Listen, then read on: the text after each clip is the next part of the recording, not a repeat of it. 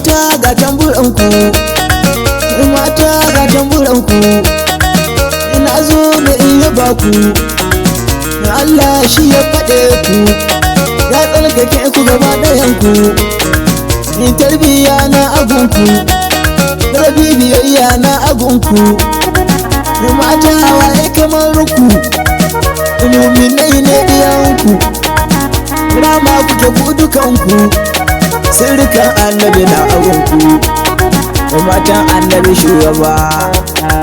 Allah bai yi kamar ku ba, baya aure kamar naku ba, ba yi ango kamar naku ba, ba yi sabani a zaman ku ba, domin Allah ne yake yi muku hudu ba.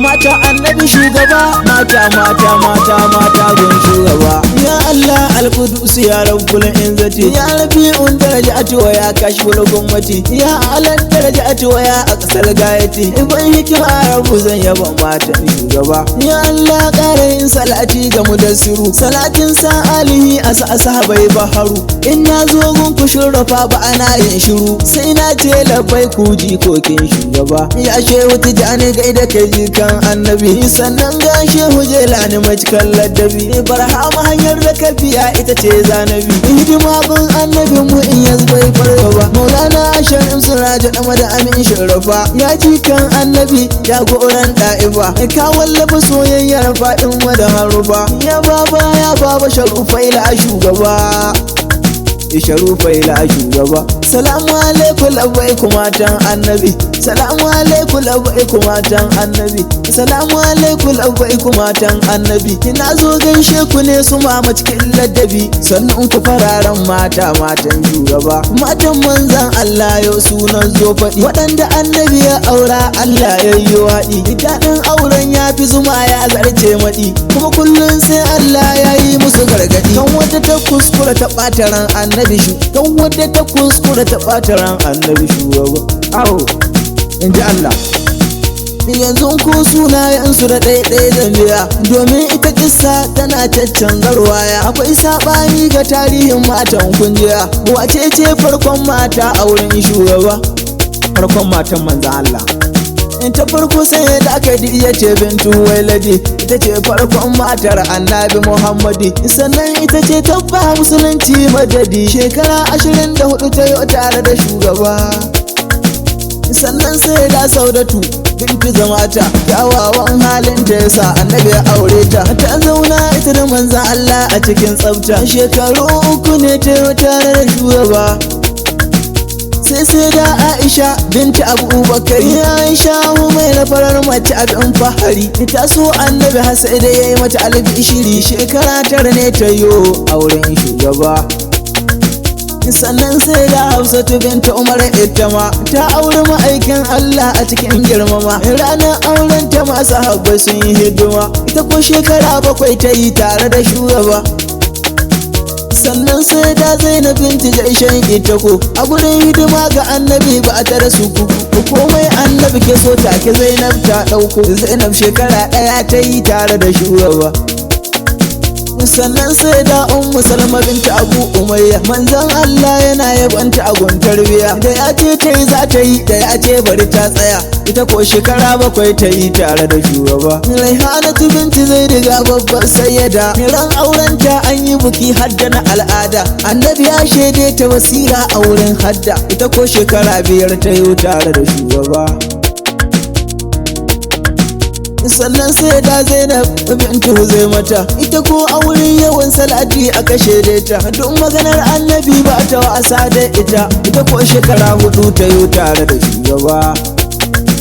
Juwairiya binti Harisu, ita ko kun gani, fuskar manzon Allah kullun ta kason gani, annabi ya ce idon ta baya taɓa dindini, ita ma shekara 4 ta yi tare da shugaba.